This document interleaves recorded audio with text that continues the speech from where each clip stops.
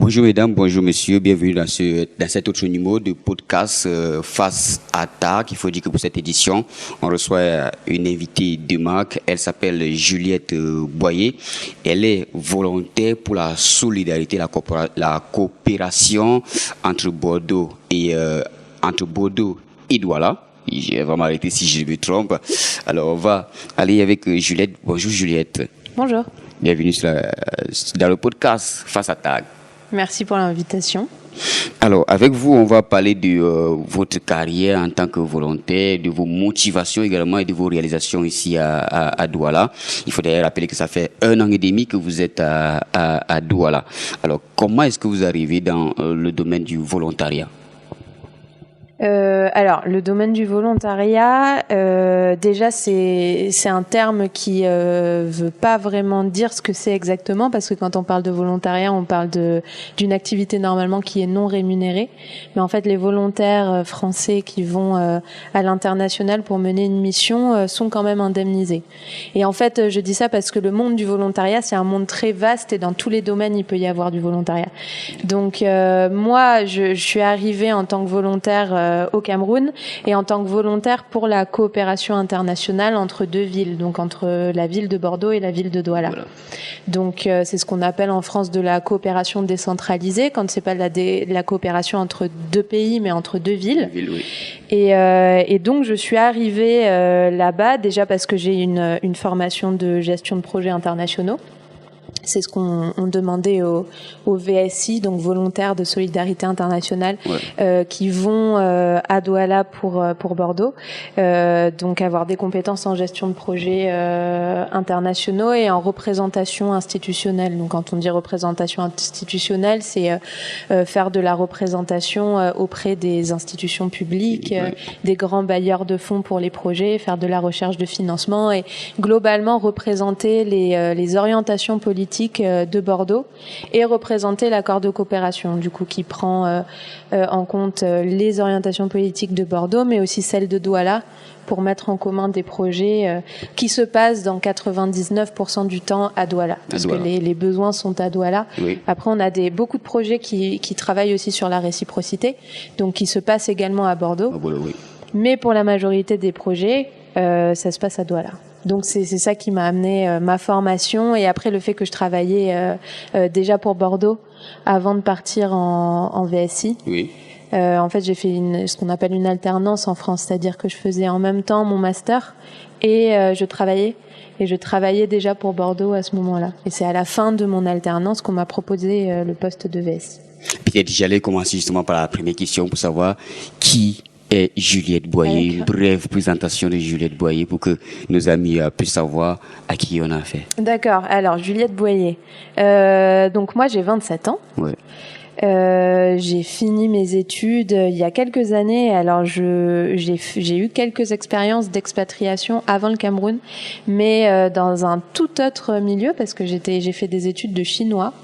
À la base, une licence de chinois.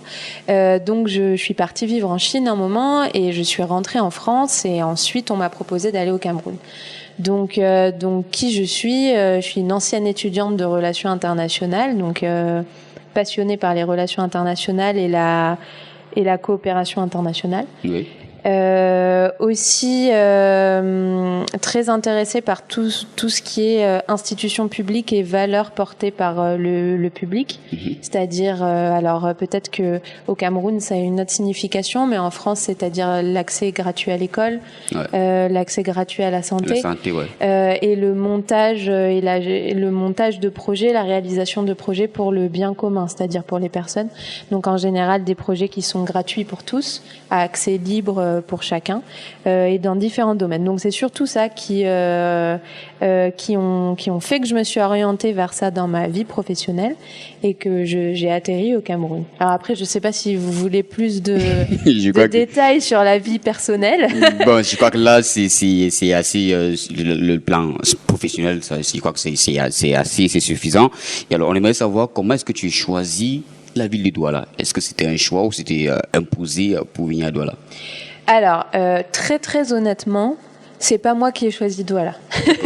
Enfin, c'est pas moi qui ai choisi le Cameroun de manière générale. En fait, ça a été une opportunité. Après, c'est vrai que j'ai toujours eu envie déjà de découvrir des zones géographiques que je connaissais pas. L'Afrique, je connaissais un tout petit peu le Maroc pour y avoir été pour une autre mission, mais je ne connaissais pas du tout l'Afrique subsaharienne, je connaissais pas l'Afrique centrale.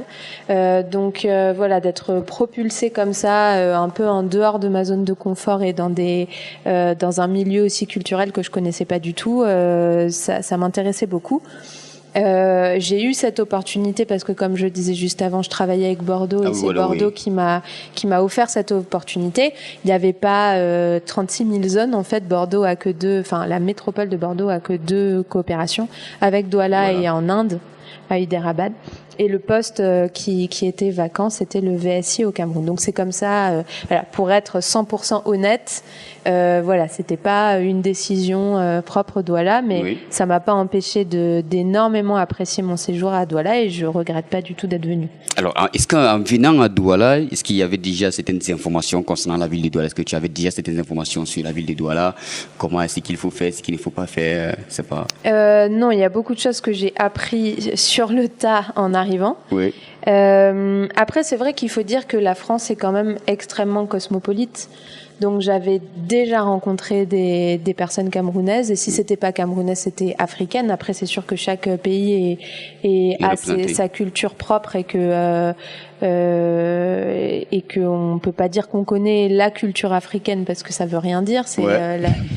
Mais j'avais pu déjà échanger et même travailler avec des personnes originaires d'Afrique centrale.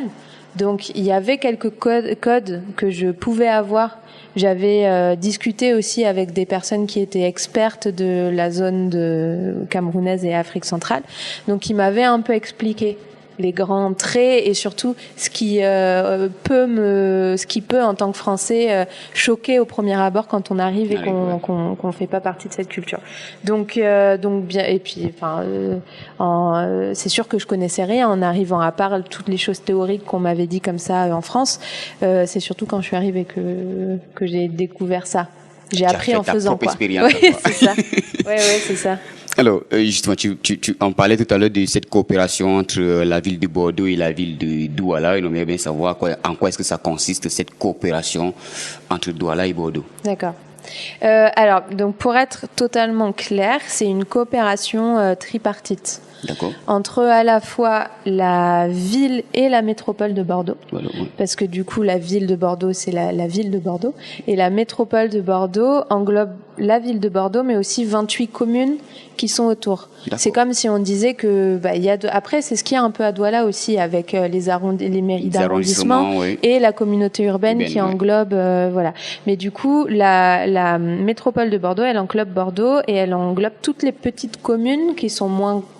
Enfin, quoi que s'il y en a qui sont plus grandes que Bordeaux, mais en gros, les 28 communes qui sont autour de Bordeaux et qui forment la métropole. Et en fait, ça permet de regrouper des compétences. Je vais pas rentrer complètement dans les termes techniques, mais voilà. Donc c'est ces deux collectivités, donc la ville et la métropole, qui sont on appelle ça jumelées ou qui ont un accord de coopération avec la communauté urbaine de Douala.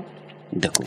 Et donc, en quoi ça consiste exactement? Donc, c'est un accord qui est renouvelé tous les 3 ans.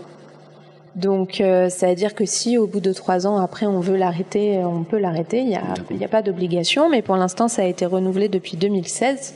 Donc, l'année prochaine, ça fera 10 ans. 10 ans, oui. Qu'il y a un jumelage entre Bordeaux et Douala. Et donc, c'est un jumelage institutionnel entre 2 villes, enfin, entre 3 villes, là, en l'occurrence, et qui se repose sur différents axes d'action. Donc là, on en a 4 qui ont évolué en fonction des années, en fonction des besoins, même des fois en fonction des mairies qui ont changé de maire. Oui. Forcément, quand on change de maire, on change d'orientation politique. Une nouvelle logique, une nouvelle façon de faire. Des nouvelles orientations, qui sont différentes et propres à chaque maire. Mais donc là, très concrètement, les 4 axes sur lesquels on travaillait, nous, pour réaliser des projets, c'était l'accès aux services urbains. Donc, c'est-à-dire accès à l'eau potable, à l'assainissement, gestion des déchets, question patrimoniale aussi, comment on préserve et on valorise le patrimoine culturel d'une ville, d'un pays, et l'éclairage public. D'accord. Donc l'éclairage public, là on a surtout travaillé sur l'implantation d'éclairage public solaire à Douala avec des entreprises bordelaises qui avaient l'expertise de l'éclairage solaire. Donc ça c'était pour le premier axe. Ensuite on a tout ce qui est développement économique.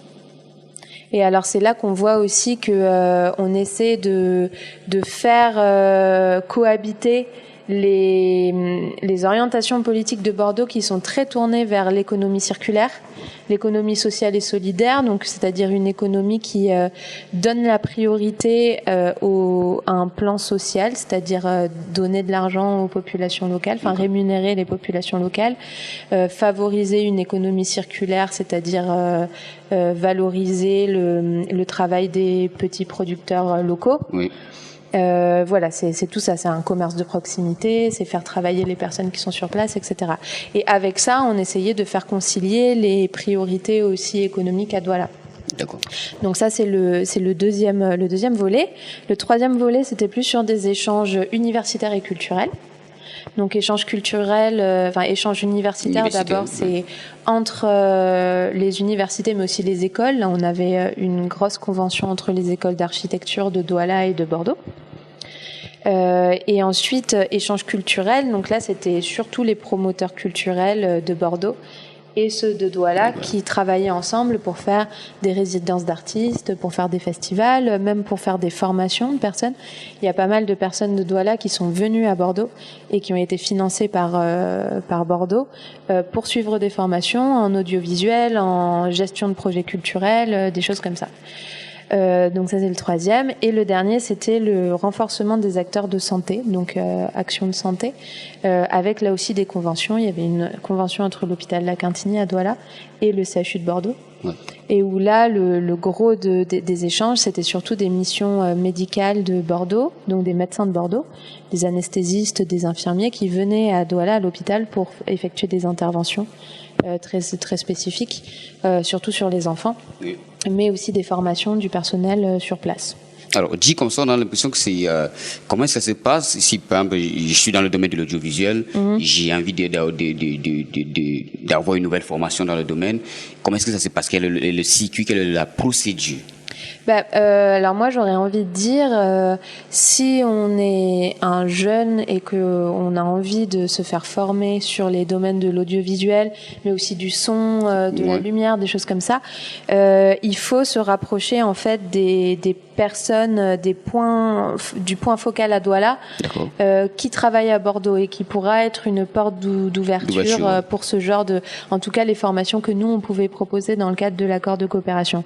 Dans ce genre de situation, nous Bordeaux, en fait c'est pas nous qui faisons le projet, on va juste jouer un rôle de facilitateur parce que par exemple moi VSI, je suis à Douala donc je connais les acteurs qui sont potentiellement, qui travaillent potentiellement dans ce domaine d'activité.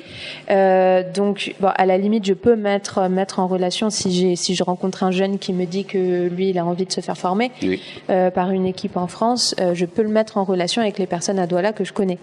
Là, à l'heure actuelle, on a surtout, je connais plusieurs associations sur Douala, plusieurs personnes qui travaillent dans le domaine de l'audiovisuel, de la musique, etc., et qui travaillent directement avec les personnes à Bordeaux. Oui. Donc c'est comme ça que ça fonctionne. En fait, nous, on est surtout facilitateurs et après, on peut financer des projets bien spécifiques. Mais ensuite, c'est les personnes qui sont expertes dans leur domaine, que ça soit à Douala ou à Bordeaux, qui travaillent ensemble. Ouais. Et ensuite, c'est à eux qu'il faut s'adresser, en fait. C'est eux qui vont sélectionner les personnes qui vont partir à Bordeaux, qui vont être au courant de ce qui peut être fait cette année. Parce qu'il y a des années où personne ne part, en fait. Ça dépend. Chaque année, il y a un espèce de plan d'action ou un calendrier qui est mis en place en fonction des financements disponibles, en fonction même de la disponibilité des formateurs. Donc, il faut surtout se mettre en relation avec les personnes clés à Douala. D'accord. Alors, maintenant, on va revenir sur l'aspect de cette coopération entre Douala et la métropole Bordeaux. Et quelles étaient tes missions et ton rôle concret dans la ville de Douala? Mon rôle premier, c'était de représenter Bordeaux. Parce que quand je suis arrivée ici, en fait, je travaillais directement avec mes collègues de la communauté urbaine de Douala, mais comme représentant de Bordeaux, il y a que moi. D'accord. Donc voilà, mon rôle premier, c'est de représenter Bordeaux et surtout de représenter l'accord de coopération avec Douala. Mais concrètement, qu'est-ce que ça veut dire ? En fait, ça veut dire que je vais gérer tout le suivi des projets qui se déroulent à Douala dans le cadre de cet accord et par rapport aux axes d'action que je vous ai énumérés juste avant. Oui. Donc, qu'est-ce que ça veut dire en gros ? C'est-à-dire que nous, on va pas porter un projet nous-mêmes, ou très rarement. Parfois, ça nous arrive de porter un projet avec, par exemple, les directions de la communauté urbaine qui ont une expertise.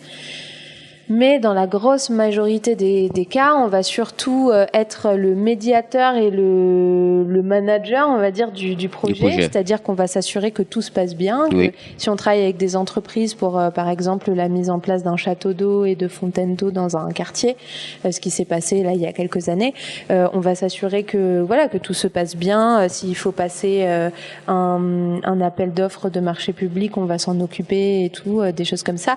Mais on va surtout jouer un rôle de médiateur et d'ingénieur de projet. D'accord. Pour mettre toutes les personnes autour de la table et qui est en gros un leader du projet qui s'assure que tout se passe bien. À côté de ça, on va aussi être un bailleur de fonds, c'est-à-dire que pour certains projets, il peut y avoir un financement de Bordeaux. Oui. Donc on a ce rôle-là aussi, et donc à la fois un rôle de bailleur de fonds et aussi de recherche de cofinancement.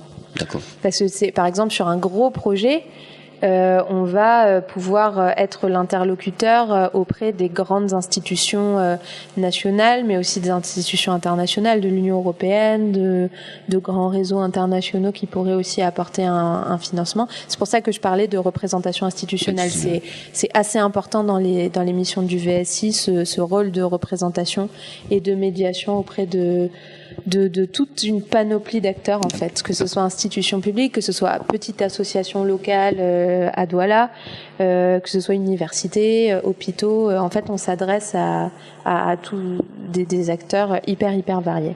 Dans Rédémi, dans la ville de Douala, tu as certainement accompagné, c'était un projet de Douala, lesquels?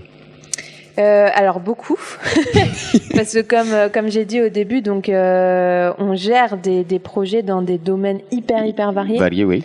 Donc ça c'est hyper enrichissant parce que on peut un jour gérer la réalisation d'un puits et d'un système d'accès à l'eau potable, et puis après le lendemain on parle d'un projet de festival de musique ou de là ce qui s'est passé dernièrement avec la MJC de Newbel et le club des figurants, un projet de la CACIP avec c'est ça, oui, c'est Prince ça. Camden. Oui, c'est ça, et avec aussi des ateliers sur le recyclage, sur la bonne utilisation et la bonne gestion des déchets. Donc c'est hyper varié. Après le lendemain, on peut avoir une mission médicale de médecins de Bordeaux qui viennent pratiquer des interventions à l'hôpital La Quintinie. Donc c'est hyper varié. Ce que je peux dire, donc j'ai assuré plein de projets. Il y en a quand même, je dirais 2 que j'ai vraiment suivi de A à Z, c'est-à-dire de leur commencement, alors pas jusqu'à la fin, mais au moins j'étais à l'initiative de ces projets. Ouais. Donc c'était le projet CACIP dont tu viens de parler là, qui était un projet qui est né il y a à peu près 1 an, parce que Camden, donc que j'ai rencontré en fait de façon totalement fortuite. C'était pas dans un programme, rien n'était programmé en fait. Et en fait c'était au festival Balama à Bali. Ouais. C'est ça. Et que je l'ai rencontré au détour d'une conversation, par amis communs. Et c'est lui qui m'a parlé de ce projet que, en fait, j'ai trouvé très intéressant et qui matchait avec la coopération entre Bordeaux et Douala. Ouais. Et je savais qu'il y avait un financement de Bordeaux qui était possible sur ce projet. Donc, en fait, on l'a retravaillé ensemble pour que ça matche avec les priorités de Bordeaux et de Douala, en fait, et pour qu'ils puissent avoir ce financement. Donc c'était en gros un projet d'accès à la culture et à la musique pour tous. Donc c'est-à-dire que alors à la base il devait y avoir 5 représentations, finalement il y en a eu que 3 parce que c'était la première édition donc on tâtonnait un petit peu. Mais c'était 3 représentations dans 3 quartiers différents de Douala. Totalement gratuit, c'est-à-dire qu'une scène mobile se déplaçait d'un quartier à l'autre. avec différentes représentations. C'était des représentations théâtrales, il y a eu des représentations de danse, il y a eu un petit concert avec de la musique traditionnelle et de la musique actuelle, on va dire, et qui a eu beaucoup de succès. On a eu quand même pas mal de gens qui sont venus. En général, des personnes juste qui passaient dans la rue et qui ont vu qu'il y avait un événement et qui se sont arrêtés. Il y avait beaucoup d'enfants qui ont beaucoup aimé surtout les représentations théâtrales parce que c'était des clowns qui venaient et qui faisaient des petites scénettes sur la bonne gestion des déchets et le civisme dans l'espace public. Donc c'était vraiment très chouette. Ça, c'était le premier projet qui a été mis en place quand j'étais en poste à Douala. Et le deuxième projet, donc qui va commencer là bientôt, mais qui a nécessité tout un travail en amont, pour accéder au financement, etc. C'est un projet de gestion des déchets sur l'île de Djebbalé. D'accord. Qu'on met en place avec une association locale qui s'appelle l'association Aprema et qui s'occupe alors principalement de la protection de la mangrove locale et de l'écosystème local à Douala, mais en fait indirectement la question de la gestion des déchets elle est liée avec la question de la protection de la mangrove, parce qu'un endroit comme l'île de Djebbalé où la population locale est dans la mangrove en fait directement, et ben jeter son déchet par terre à côté de palétuviers ou etc., ça participe à la destruction de l'écosystème. Donc, on va mettre en place ce projet avec cette association qui consiste à à réaliser un centre de tri des déchets. Donc, il y a à la fois un centre de tri pour les déchets organiques et une compostière pour les déchets organiques et un centre de tri pour les déchets non organiques. Les déchets organiques qui vont servir après de compost et qui vont servir directement aux agriculteurs sur place, voilà. Et les déchets non organiques et c'est beaucoup de déchets plastiques qui vont être récupérés par les entreprises à Douala qui valorisent le déchet plastique en fait. Les entreprises comme Namé Recycling qui récupèrent les déchets plastiques pour faire des palettes, faire des bouteilles, faire des palettes exclusivement. Donc voilà, et ce projet aussi inclut une formation de la population locale de Djebbalé au compost et aux activités génératrices de revenus, c'est-à-dire comment on va valoriser les déchets en compost et après comment on va les revendre pour que ça génère un peu d'argent. C'est ça génère directement de l'argent pour les populations sur place. D'accord. Alors, on t'a entendu parler, une question me vient là à l'esprit. Est-ce que la coopération entre la ville de Douala et la métropole de Bordeaux subventionne ou accompagne des projets de personnes, des particuliers, ou alors il faut absolument être en association pour espérer avoir un accompagnement issu de la coopération entre Douala et Bordeaux? Alors la plupart du temps, il faut quand même... on va pas pouvoir aider une personne dans le sens où il faut que la personne soit rattachée, bien que pour un statut administratif, il faut que la personne soit rattachée à une entité, à une structure. Ça n'empêche que là, si on parle du cas précis de jeunes qui veulent être formés sur un domaine bien particulier, qui prennent la tâche d'une structure comme ça. Donc, dans le cas de formation à l'audiovisuel, il faut se rattacher à un promoteur culturel sur Douala qui a l'habitude de faire ça, d'accompagner les jeunes dans les professions de l'audiovisuel. Mm-hmm. Et c'est dans ce cadre-là qu'on pourra monter un projet avec le soutien de Bordeaux. Mais c'est impossible d'un point de vue administratif et juridique qu'une ville aide une personne en particulier. Alors, lorsque je parle d'une personne en particulier, je parle d'un porteur de projet. Donc, il a un projet, sauf qu'il est le seul dans son projet. Et le projet peut profiter, par exemple, à une communauté, à un quartier, par exemple. Sauf que lui, il est le seul porteur de projet. Est-ce qu'il devrait avoir autour de lui des personnes pour former une association, pour porter ce projet et espérer avoir un accompagnement? Ou bien lui seul, il peut également soumettre ce projet et espérer être accompagné pour la faisabilité de son projet? Non, je dirais qu'il faut qu'il soit rattaché à une association. D'accord. Et puis même s'il va porter un projet, parce que généralement à Bordeaux, on fonctionne avec un système d'appel à projet. D'accord. Donc on soumet à Bordeaux un dossier de candidature bien précis avec des critères bien précis. Oui. Et un des premiers critères que Bordeaux demande, c'est d'être regroupé en association. D'accord. Donc oui, il faut absolument avoir une structure pour pouvoir candidater à une aide de Bordeaux. D'accord. Alors on va aborder un sujet sur un regard sur le Cameroun et la ville de Douala de manière particulière, ou alors Douala en particulier, voilà. Et j'ai envie de savoir qu'est-ce que tu as découvert à Douala, une ville que tu ne connaissais pas forcément très bien. Tu as vécu à Douala 1 an et demi. Mm-hmm. Qu'est-ce que tu as découvert à Douala?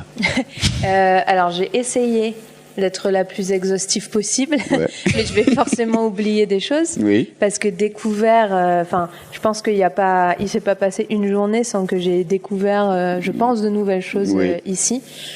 Ce que je dirais principalement et ce qui saute aux yeux, je pense, quand on arrive dans une ville comme Douala, qui est quand même une grosse métropole, c'est la diversité de la culture comme dans un pays comme le Cameroun, où vraiment, en fait, je pense qu'on se rend pas compte quand on est en Europe, et surtout quand on habite dans un pays comme la France, qui est quand même très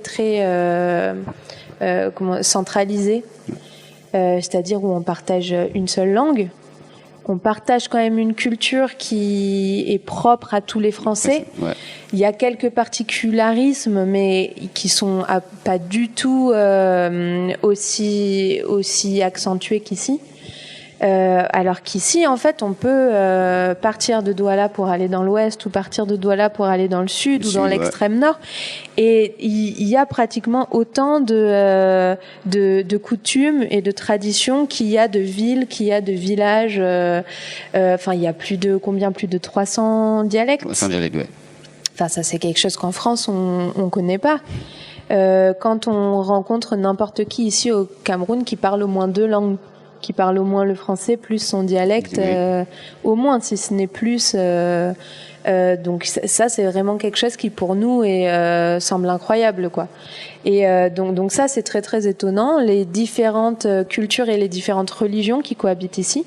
Parce que moi, je trouve, après, c'est un avis totalement personnel, mais je trouve qu'il y a beaucoup plus de tolérance envers les différentes religions qu'il peut y avoir en France.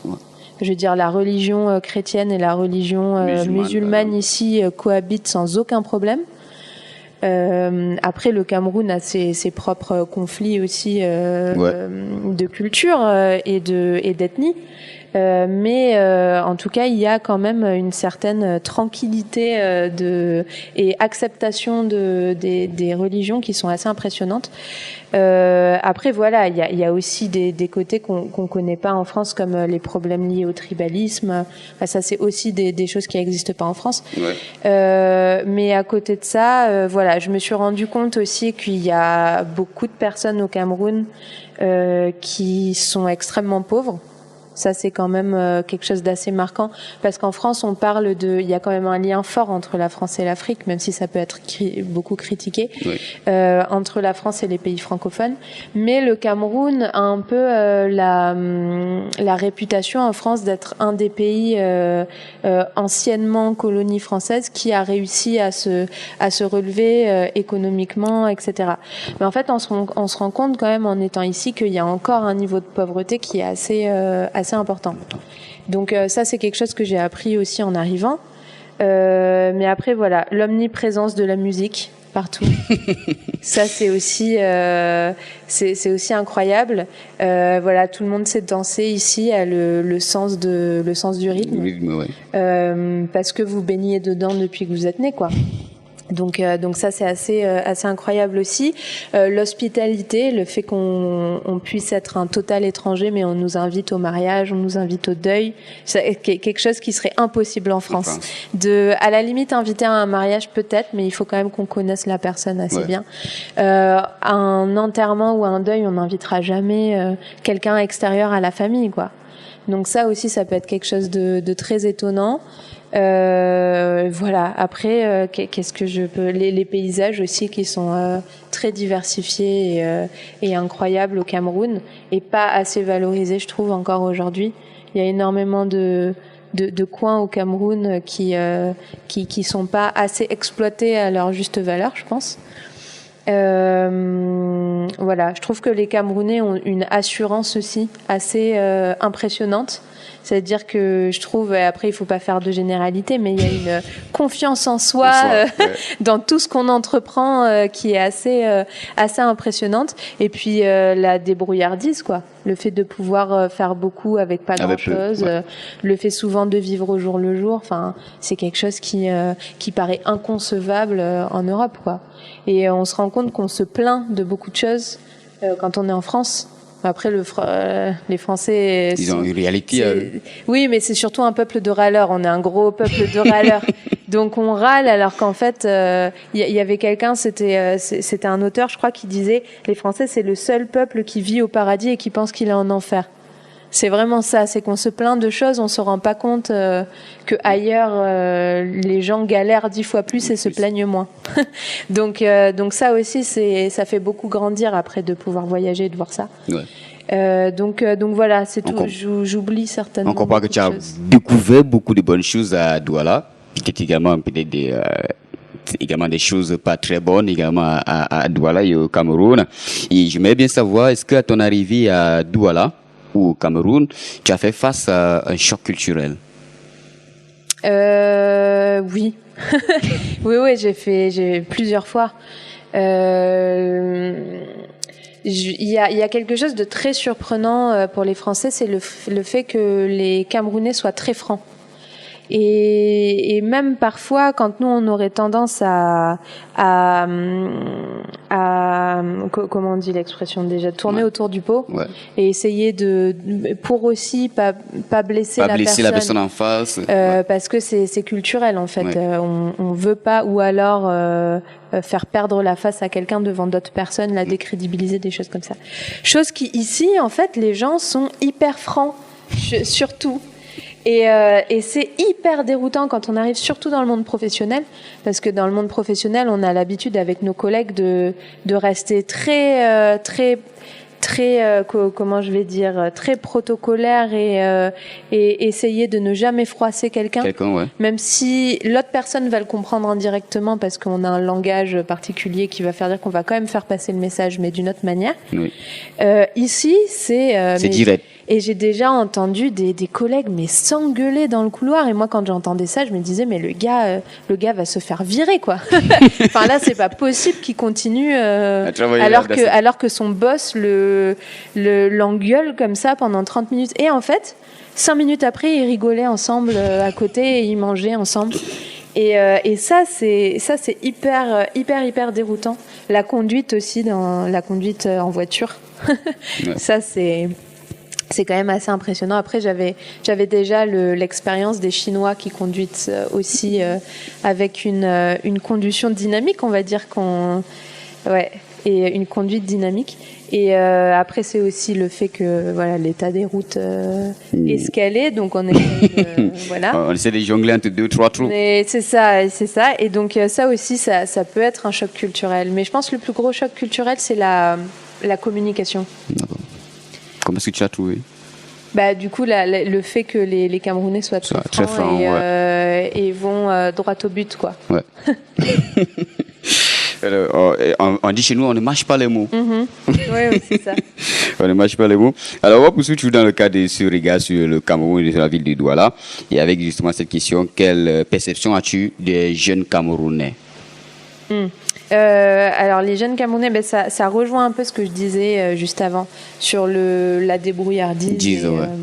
Je trouve que les jeunes Camerounais ont énormément de courage. Quand je vois les propositions de formation au Cameroun qui existent, il y a beaucoup de formations et des universités, l'université de Douala notamment et les autres qui proposent vraiment des formations de qualité, et ensuite le peu d'offres qu'il y a sur le marché du travail au Cameroun. Et je trouve vraiment que les jeunes ont énormément de courage de se débrouiller quand même. Tu me disais avant qu'on commence là l'enregistrement, qui font plusieurs boulots en même temps, pour pouvoir joindre les deux bouts, et donc énormément de créativité et de ressources pour trouver comment s'en sortir. énormément de joie de vivre quand même.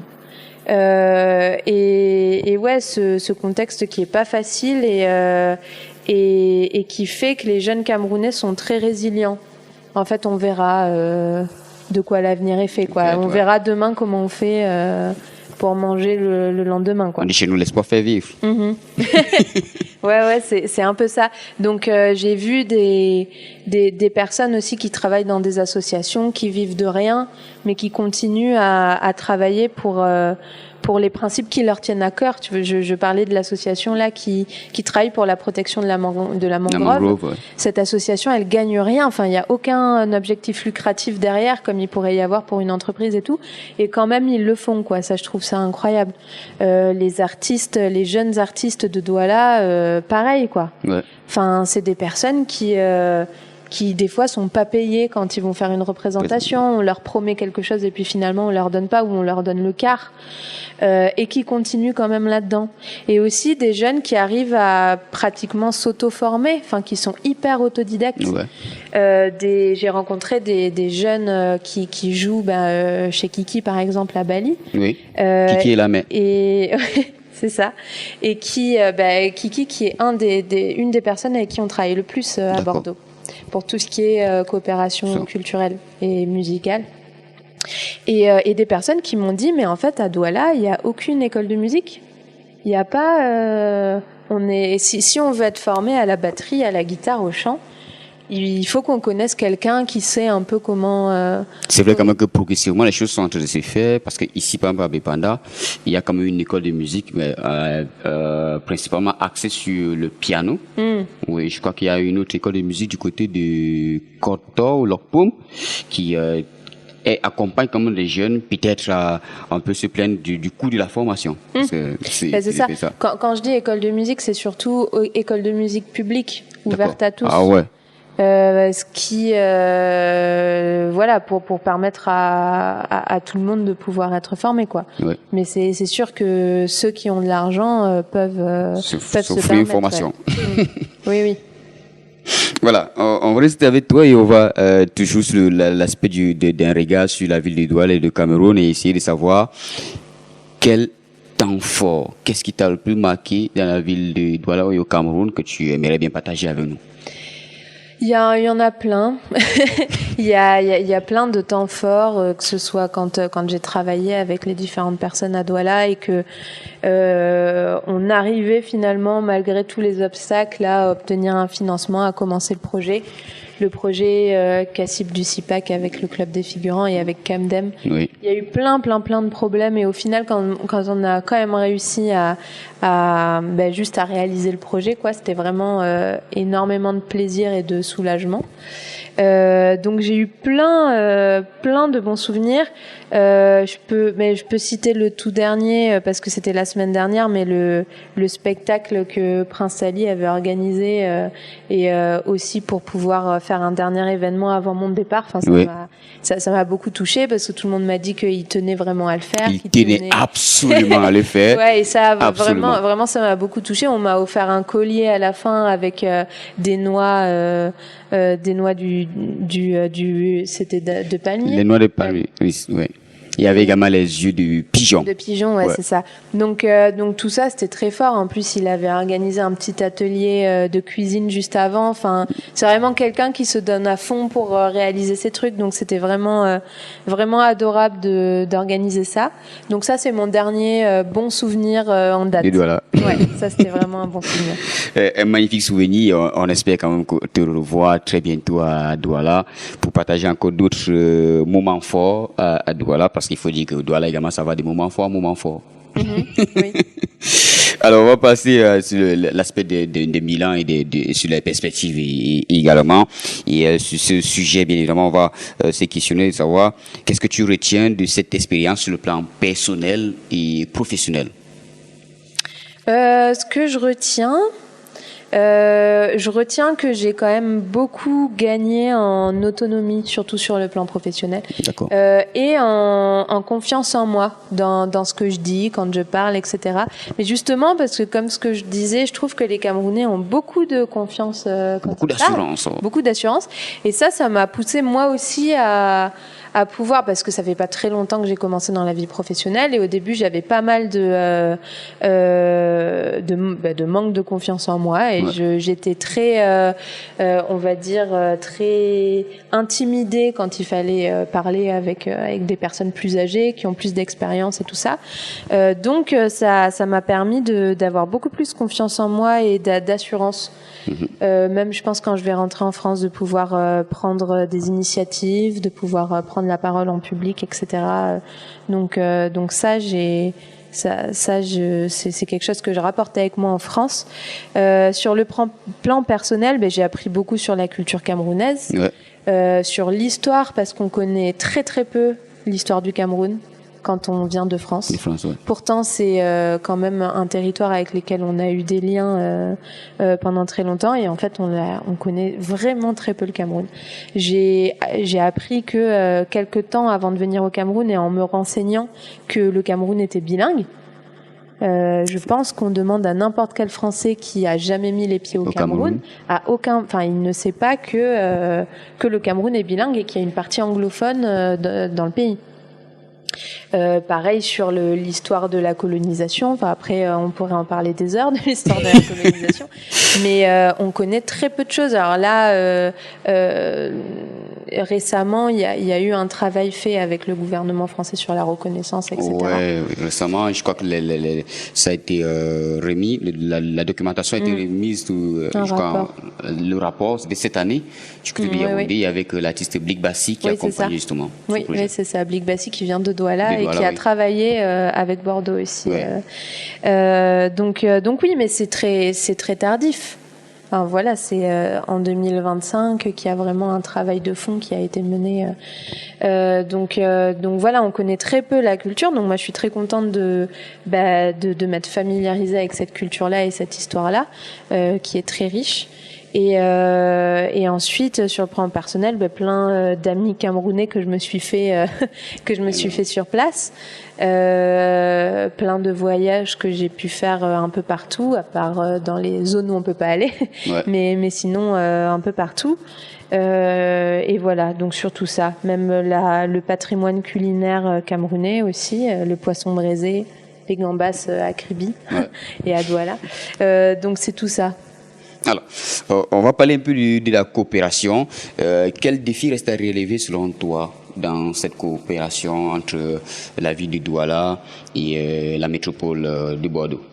Alors, le principal défi, du coup, ça serait je pense, de pouvoir arriver à se mettre d'accord sur des priorités, mais en tenant compte des réalités du terrain. Oui.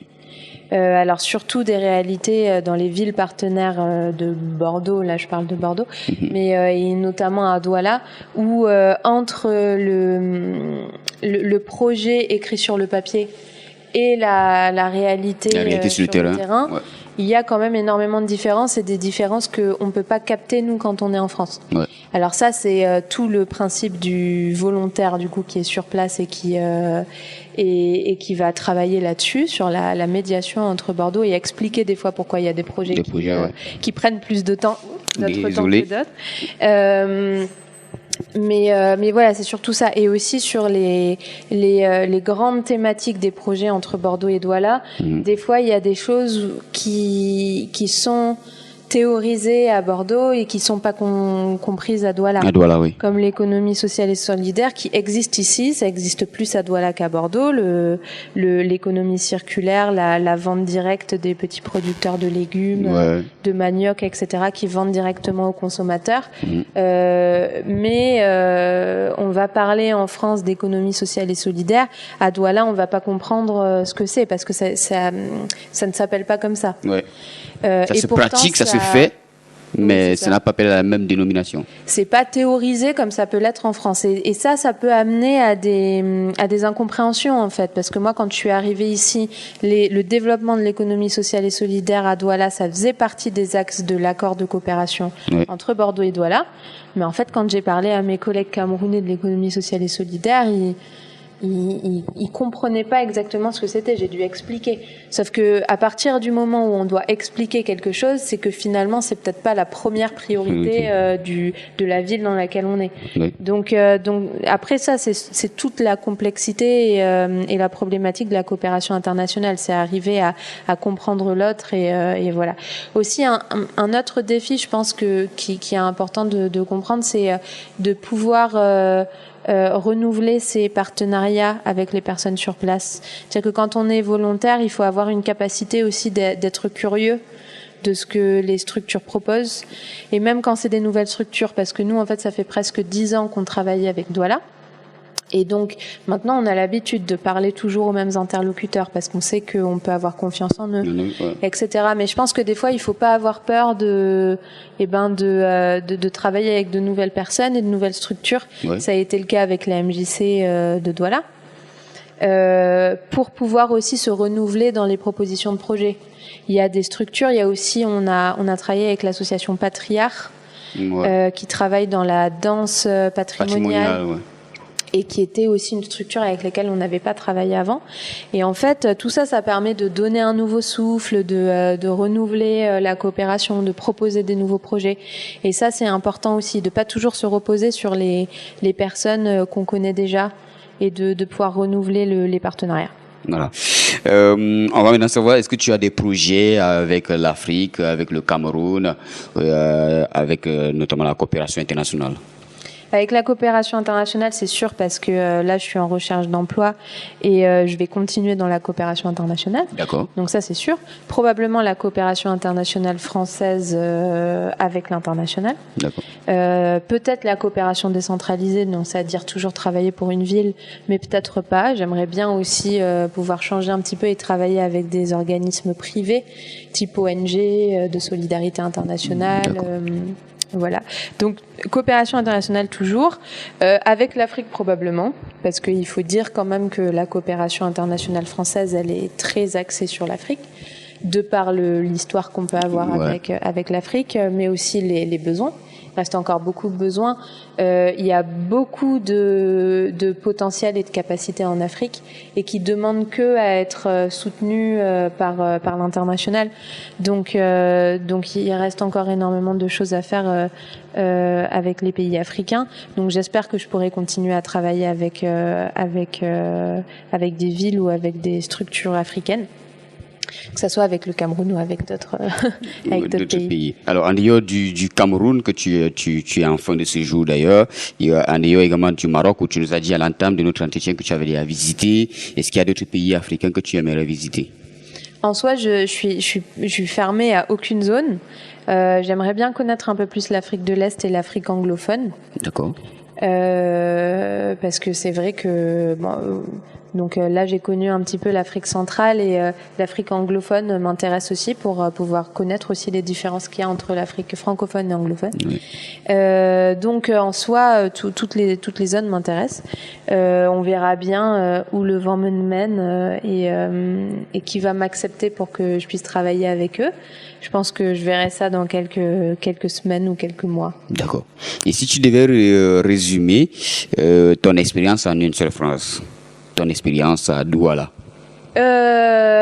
Ça c'est dur comme question. Je pense que ça serait rester toujours. Il faut toujours rester ouvert et tolérant envers les personnes. En fait, on a vite fait, quand on est étranger dans une ville comme Douala, à se refermer sur les personnes qu'on connaît, souvent avoir une attitude un peu communautaire quand on est français, à rester qu'entre français. Oui. Comme on a beaucoup de différences culturelles avec les Camerounais, critiquer la façon de faire ici. Voilà, il y a des embouteillages tout le temps, donc râler à chaque fois qu'il y a des embouteillages, que la route est qu'il y a des trous, etc. Et en fait, il faut réussir à. Ça fait beaucoup plus d'une phrase, hein, ça. Mais toujours rester ouvert et tolérant. Je pense que c'est surtout ça. Ouvert et tolérant. Voilà. Alors, un message à la jeunesse camerounaise et aux volontaires internationaux. Alors, parce qu'il y a des volontaires internationaux camerounais aussi. Ouais. Je pense que c'est pas très connu, mais il y a des structures comme France Volontaire, donc qui est au Cameroun, et qui peut permettre à des jeunes Camerounais de faire des volontariats en France. En France, d'accord. Donc ça aussi c'est intéressant pour les jeunes Camerounais s'ils veulent avoir une expérience comme ça, parce que ça peut être bien aussi comme expérience pour revenir au Cameroun et faire commencer sa vie professionnelle. Donc ça c'est très important à savoir. Et sinon dire que tenir bon, que je pense que si on travaille, après ça c'est facile à dire, mais si on s'accroche vraiment, on peut arriver à s'en sortir. Et que il faut, ça aussi c'est très facile à dire, mais que des fois il faut s'accrocher et peut-être pas toujours se dire que ça sera mieux ailleurs, et notamment en France. J'ai entendu beaucoup de Camerounais qui me disaient qu'ils rêvaient d'aller en France, etc. Et la France, c'est quand même de moins en moins une terre d'accueil pour différentes raisons. Et que parfois, ça peut valoir le coup de s'accrocher et de tenter sa chance là où on est. Mais surtout de s'accrocher, parce que c'est pas facile. Et essayer de se renseigner sur les possibilités qu'il y a, notamment par le volontariat, là, comme je te disais. Parce qu'il existe aussi des possibilités comme ça, qui normalement ne demandent pas un investissement financier énorme, parce que justement c'est des programmes qui sont faits pour ça, pour que tout le monde puisse faire du volontariat, donc ils sont pas des formations très coûteuses et qui peuvent ouvrir des portes, qui peuvent vraiment ouvrir des portes. Donc c'est très intéressant de se renseigner, de prendre attache auprès de l'Institut français par exemple, du consulat. Donc ça c'est pour le français, mais il y a aussi la coopération allemande qui est ici. Avec Goethe Institut. Ouais, c'est ça. Et puis d'essayer d'avoir une opinion apaisée. Et essayer de savoir vivre ensemble. D'accord. Même entre personnes d'autres pays, même si parfois on partage une histoire qui est difficile. Enfin, l'histoire de la colonisation française, c'est une histoire très difficile, et pour lesquelles il y a une responsabilité qu'il faut qu'elle soit reconnue, mais qu'à côté de ça, il faut se rendre compte qu'il y a des personnes qui viennent ici avec de très bonnes intentions et pour monter vraiment des projets pour la population camerounaise. Et ça, il faut le prendre en compte aussi. Et donc, c'est bien de toujours avoir une opinion un peu apaisée de tout ça, quoi. Essayer de travailler sur ce ressentiment qui est légitime, mais voilà, savoir qu'il y a des personnes qui viennent avec de bonnes intentions. Je pense être venue avec des bonnes intentions à Douala, et repartir avec d'encore meilleures intentions pour la suite. Donc voilà, savoir se comprendre. C'est le plus important. C'est pour ça que je disais qu'il faut rester ouvert et tolérant. Rester ouvert et tolérant. Je crois que ça va peut-être me permettre simplement de te dire merci, parce que je crois que j'allais avoir également un dernier mot de Juliette, sauf si tu as quelque chose encore à ajouter. Non, je pense que j'ai dit l'essentiel. J'ai forcément oublié, mais j'ai dit l'essentiel. Et voilà, moi c'est mon dernier jour entier. Je repars demain soir. D'accord. Donc c'était très chouette de venir ici et de partager ce moment. Merci. Pour mes derniers jours ici, et puis ça, je garderai un bon souvenir de nos échanges. Donc merci beaucoup. Merci également à toi, Juliette. C'est moi qui te remercie. Je crois qu'avec toutes les personnes qui nous suivent également, on te dit merci. On rappelle que nous étions avec Juliette Boyer, qui est donc volontaire international, volontaire de solidarité internationale, en charge des rapports de la coopération entre la ville de Douala et la métropole de Bordeaux. Merci à vous de nous suivre. On se rend rendez-vous dans le prochain numéro de Face à Tag.